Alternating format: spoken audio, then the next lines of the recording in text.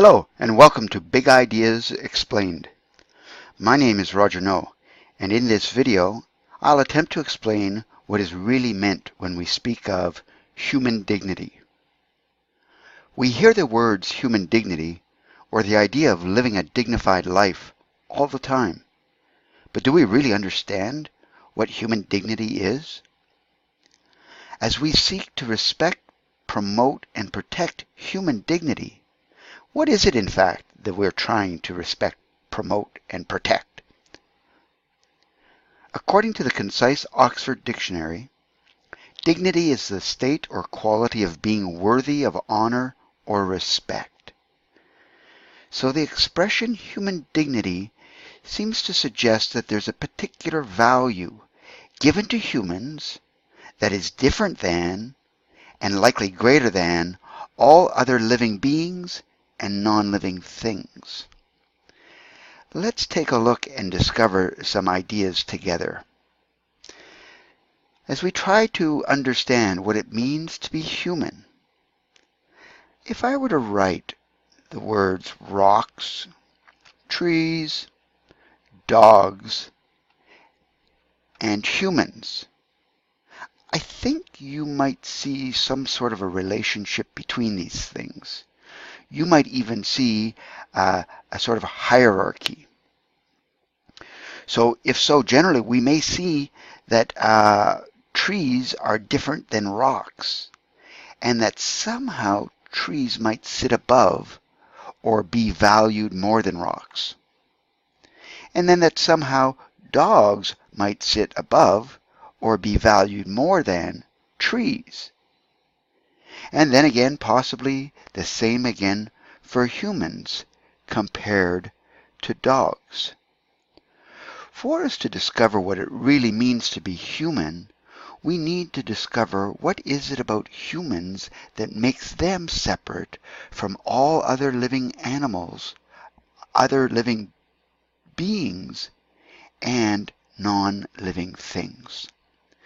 So as we set out on this, it's also helpful to realize how, in fact, similar humans are to these things.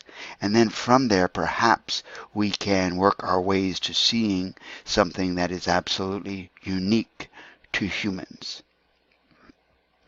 Now imagine we go to the roof of the tallest building, and we bring the rocks, the trees, the dog, and the human to the top with us. Now, if we were to take the rock and throw the rock off that high roof, we would observe that the rock falls and crashes below. In fact, if we took the tree and threw it off that high up roof, it would fall and crash. Now, I don't recommend we do this, but if we were to take the dog and do it, the same thing would happen, fall and crash. And certainly, if you all grabbed me and threw me off the roof of the building, I would fall down and crash.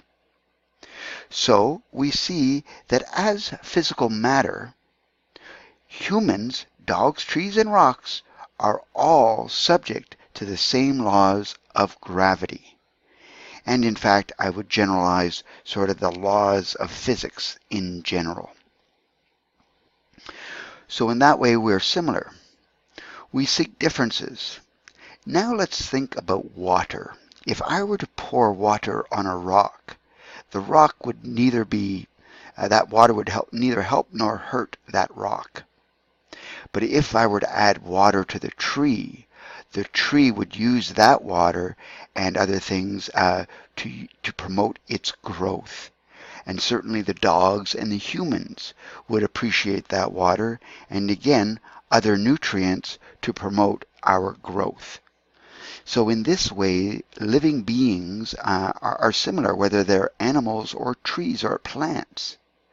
We all require in fact, it's our biology that requires that we be nourished and in order to promote our growth. So in that way, we're similar. But we say, but the human breathes, so does the dog, but so does the tree.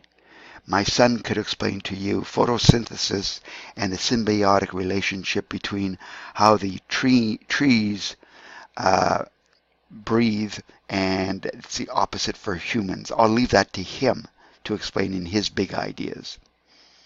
But anyway, so if breath does not separate us, we think of reproduction. Trees reproduce, dogs reproduce, and in fact humans reproduce in a way that's not any different from dogs. But finally, we can leave the tree behind us and we consider the humans and the other animals, in our example, dogs. Now, as humans, we send our children to school. But there's a lot of dog lovers out there that also send their dogs to school. I send my son to get a haircut. But a lot of people who own dogs also send their dogs to get their haircut. Well, for the longest time, we thought what defined humans as separate from all other animals was our ability to use and create language. But of course, as science learns more and more about other living animals, we discover that in fact animals such as whales and other animals seem to have mastered some form of language amongst themselves. So as we're looking again for our differences, we have to really think deeply. Now, one of the last things was that it was believed that only humans use tools. But in fact, a woman, a scientist who spent years studying orangutans in, I believe, Kenya. Her name was Jane Goodall. She found orangutans using tools, sticks as tools, to get the bugs out of their holes in the ground. And as such discovered that even orangutans use tools to support their way of life. So we really have to stretch when we imagine how humans might be different. I suggest to you that while the dog definitely is looking for lunch around lunchtime at whatever time, the dog does not set out and wonder, what should I have for lunch today? Should I have the fried chicken or the pizza? Only humans, it seems, can actually ask questions and seek informed decisions. This ability, and we can imagine that as tricky as it is to separate the animal condition from the human, at some point there becomes a separation. I've read it said that the penguin may be the species which is most aware of climate change. But of course, unlike the human, the penguin is completely unable to do anything about climate change. Humans are. And so this ability that we have, in fact, the ability to imagine, the ability to create, a world that does not yet exist, by wonder, asking questions, and seeking answers to those questions, understanding the laws around us, the laws of nature, if you will, and being able to observe, explain, and predict them. This is what makes humans different from and superior to all other living beings and non-living things. Again, we come back to the rational mind. This is the name we give to that part of the brain and its functionality that separates us from all other living beings and non-living things. And so what it means to be human is to be rational, to be able to use the power of this brain to wonder, ask questions, make informed decisions, and in fact to choose.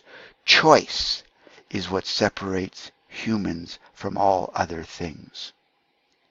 So when it comes to understanding what it is that we are seeking to respect, promote, and protect is each individual human's ability to make their own choices. Now, the concept that the word we use to describe this, the characteristic that we want humans to have, is we want them to be self-determining. And here we do not mean that they are very determined or committed to achieving a goal. What we mean by self-determining is that each one is able to determine their own future.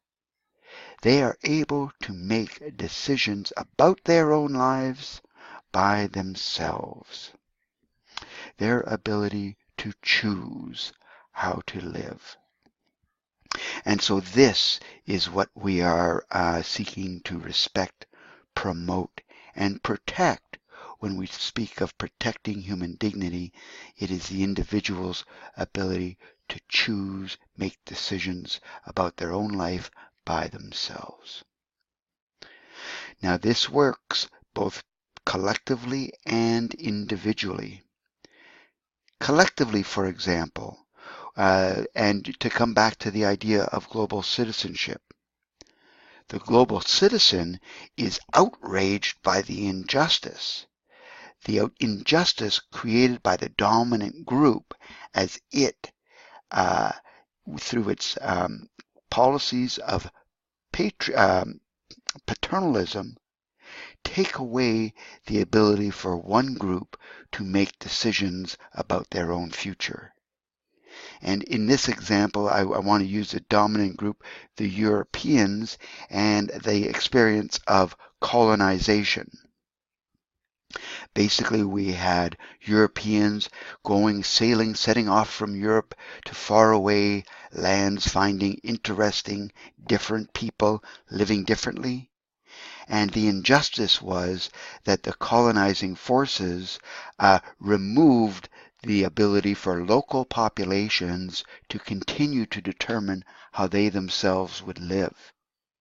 And what the colonizers did was impose their culture, their ideas on those local cultures. This was seen as dehumanizing. This was seen as taking away the dignified existence of those local populations. Again, coming back, that is collectively, these are the injustices of colonization, but as well individually, as we take, as any group or any individual tries to take away another person's ability to make their own decisions, this is seen as dehumanizing. This is seen as treating a human like a dog, and thus is a call for moral outrage. Applying this to another realm, again, this idea of choice. We think of the issue of homosexuality, and while there are many groups who, for whatever reason, may find gay sexual relations to be upsetting, the reality is that from a global citizenship standpoint and the standpoint of protecting human dignity, we have to realize, anyone has to realize, that the decision on who they sleep with is their decision to make and theirs alone. As consenting adults, they have the ability to choose and determine, make decisions about their own life by themselves. It's not up to others, regardless of our feelings, to make decisions for the other. So in fact, coming to page 24 of our Global Citizenship textbook, where we draw attention to the respect of the worth of each individual, we're speaking of the dignity and the capacity to make rules and particularly choices for ourselves. It's all about choices because humans as rational beings are separate and different from all other animals, be they dogs, other living beings, trees and plants, and non-living things, rocks, air, and water. And therefore we must protect each person's ability to choose. Thank you for joining me for Big Ideas Explained, and I hope this clarifies what we mean by human dignity.